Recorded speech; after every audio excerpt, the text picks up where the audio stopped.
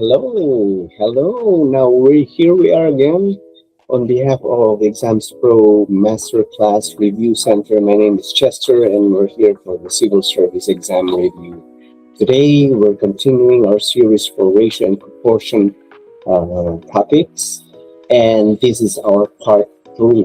Okay, it's about sharing and direct proportion. We've got 3 problems to solve. Okay, first off, the ratio of red to blue balls is 4:9.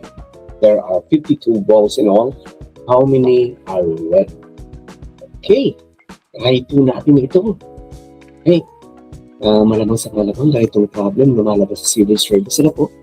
So, let's try to solve this one. Okay, so red balls and blue balls. Okay, sabi daw 4:9. Naunang na-mention si red.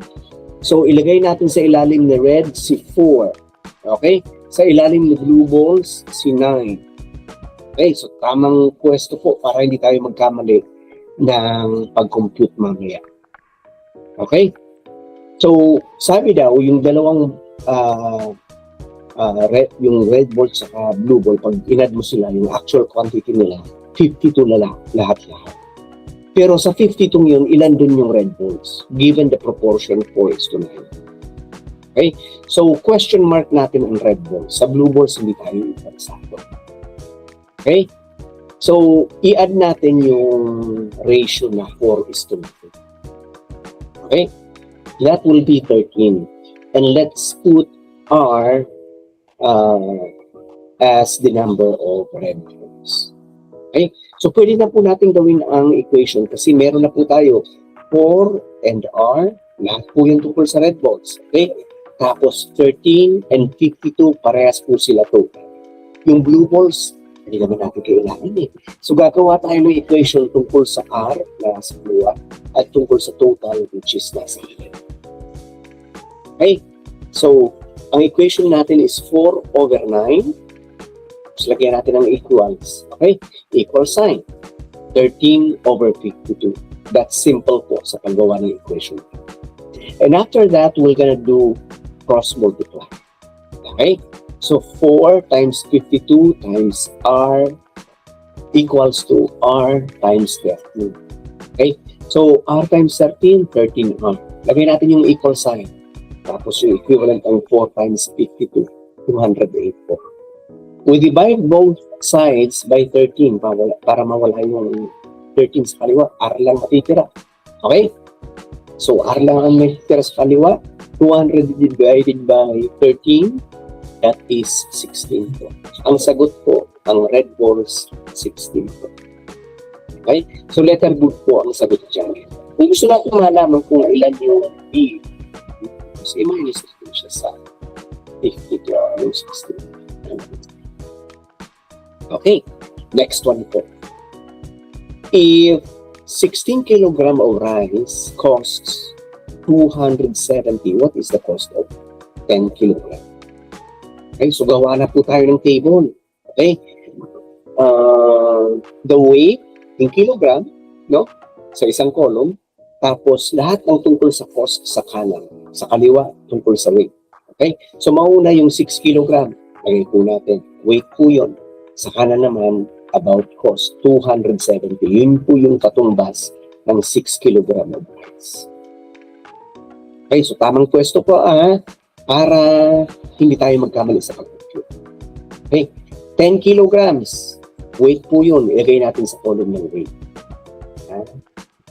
Pero ang tanong, magkano yun? Okay, kung ang 6 kilogram 270, magkano naman ang 10 kilogram? So, lagay po natin dito question mark. And we can designate C as the amount that we're looking for. Then, let's make the equation. 6/10 is equals to 270 over C.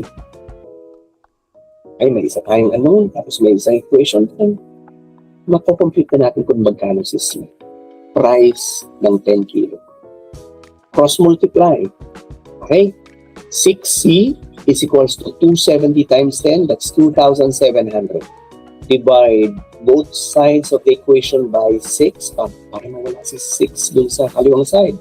At C na lang po ang matitira. Okay? So C is equals to 450. Sa 10 kilos po, that's 450. Letter B po answer. Okay, another problem.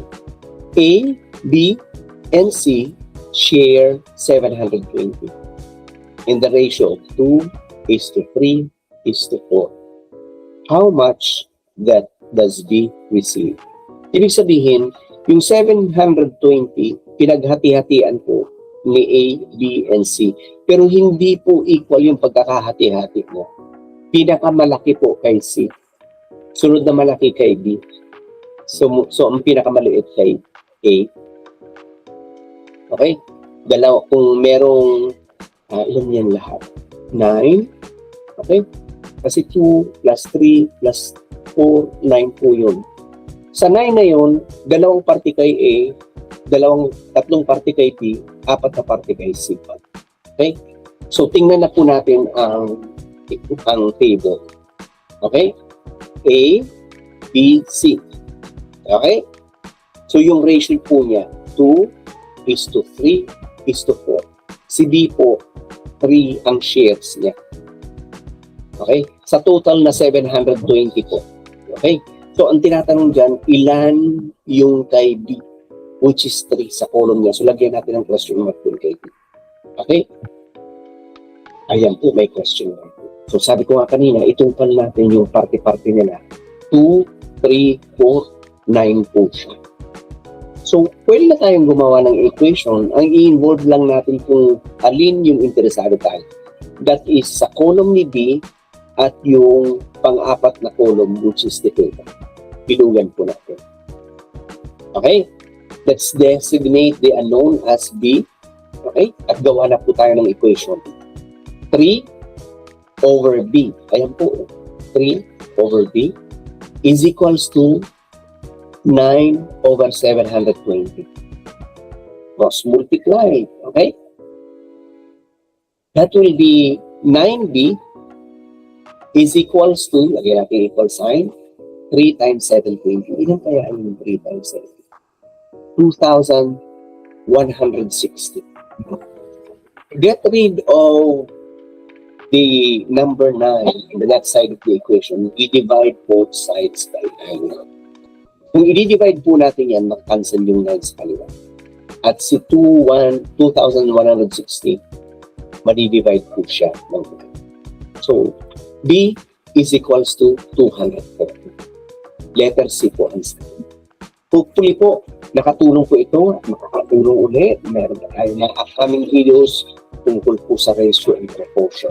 Kung meron tayong po problemahin po sa civil service, hindi po dapat tungkol sa ratio and proportion sa numerical ability form. Okay, that's all for today. Thank you so much, guys. We're gonna see you in the next video.